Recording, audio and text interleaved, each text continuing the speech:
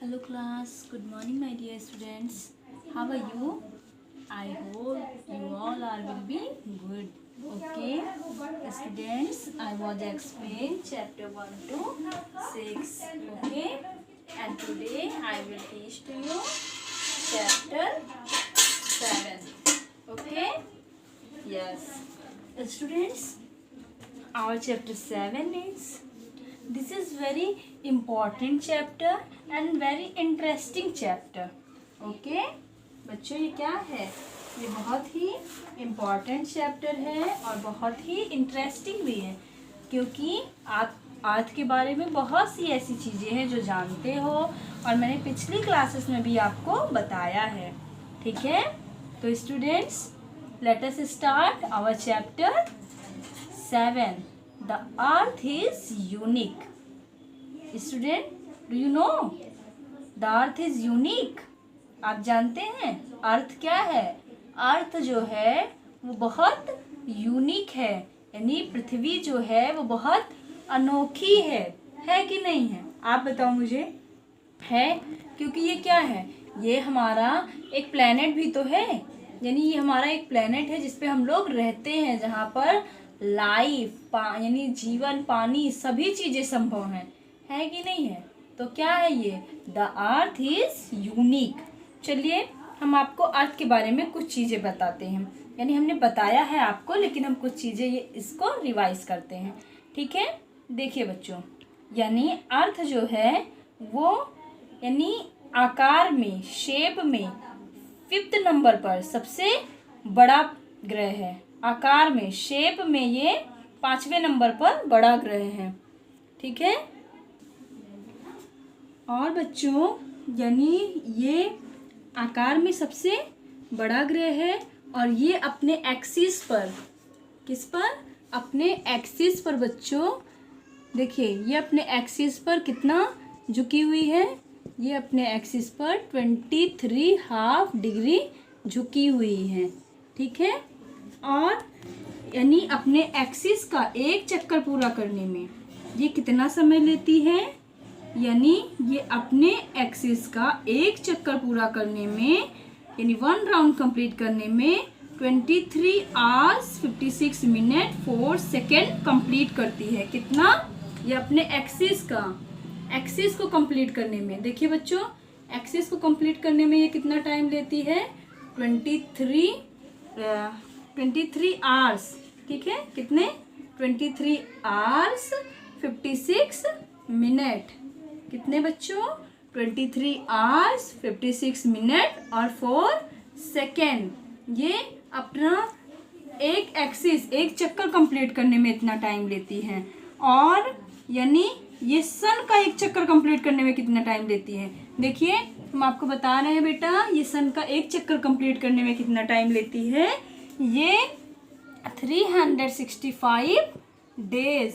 क्या करती है? 365 डेज और 5 आवर्स. कितने? 5 आवर्स. 365 days 5 hours 46 minute. ठीक है, 46 मिनट नहीं बेटा, 48 मिनट और 46 सेकेंड.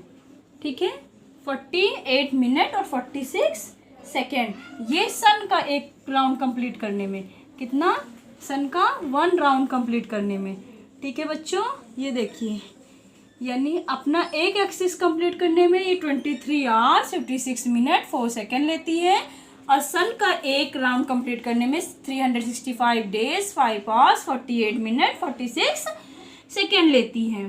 ठीक है, और पृथ्वी की इसी गति को क्या बोलते हैं? आपको बताया था मैंने, क्या बोलते हैं? यानी पृथ्वी के इसी गति को घूर्णन गति या दैनिक गति बोलते हैं. यानी ये प्रक्रिया ऐसे चलती रहती तो इसी को क्या बोलते हैं? दिन ब दिन चलती रहती, इसी को दैनिक गति बोलते हैं. ठीक है, अब देखिए बच्चों, और पृथ्वी के इस परिक्रमा को, यानी ये जो कंप्लीट करती है, इसको घूर्णन या दैनिक गति कहते हैं.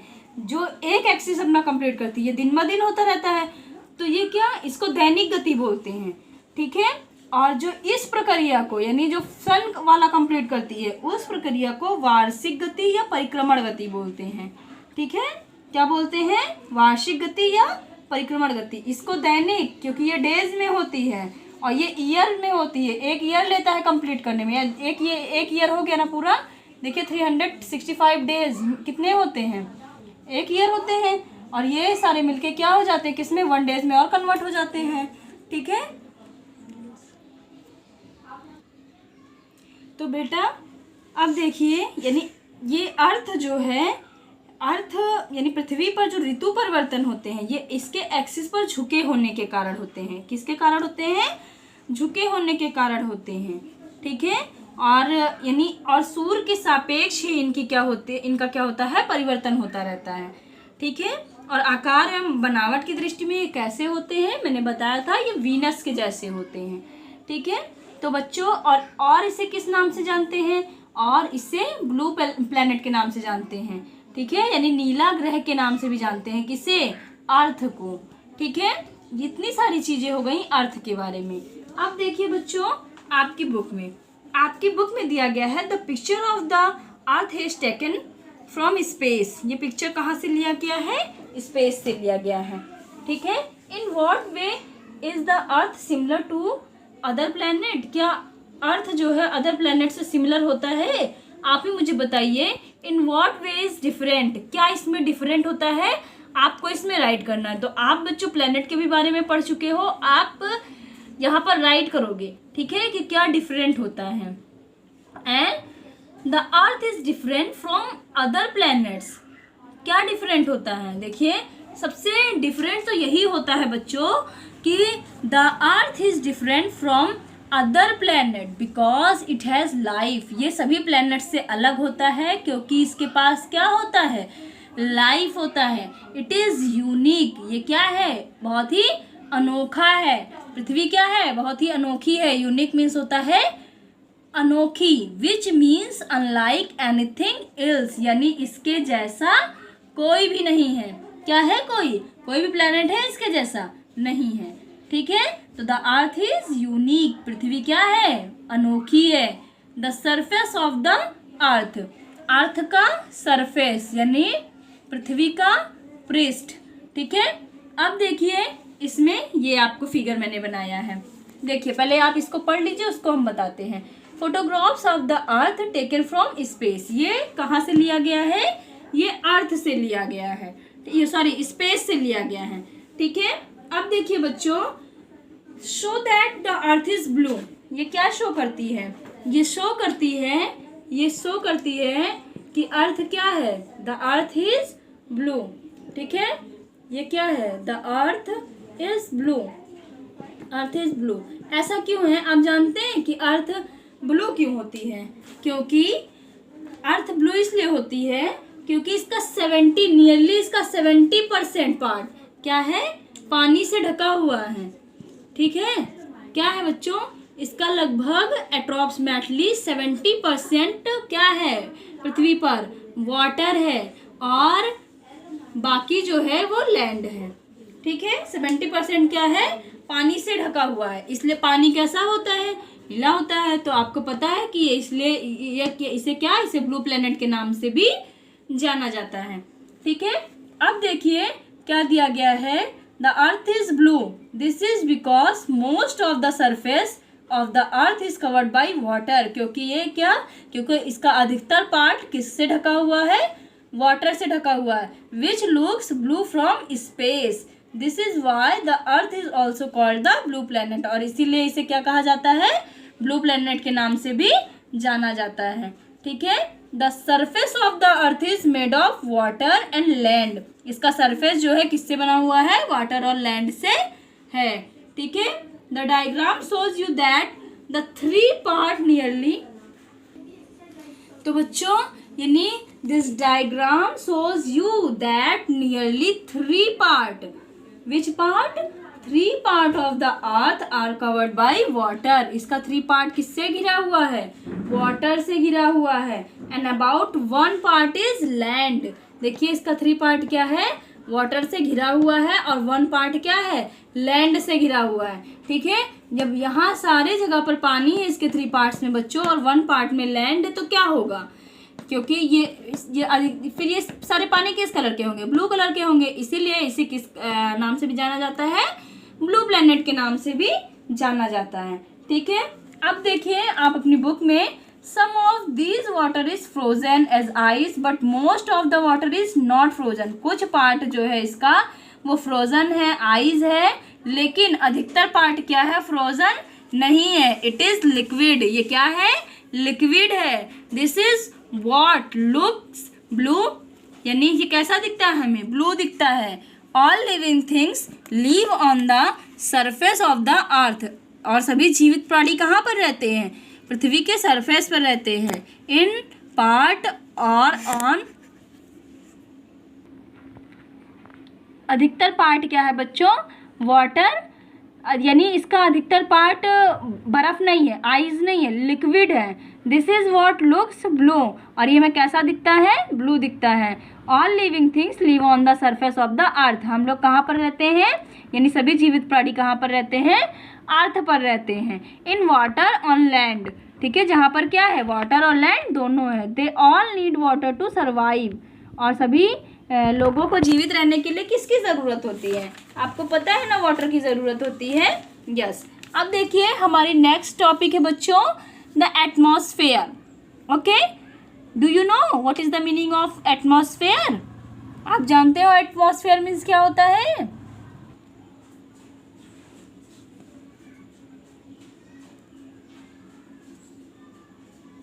एटमॉस्फेयर मीन्स वायुमंडल। ओके, आपको पता है बच्चों, the earth is surrounded by a layer of air. Earth किससे ढका हुआ है, अर्थ के चारों तरफ एक लेयर है। किसकी लेयर है वो, एयर की लेयर है। ठीक है, this is called the atmosphere, और इसे क्या कहा जाता है, एटमॉस्फेयर कहा जाता है।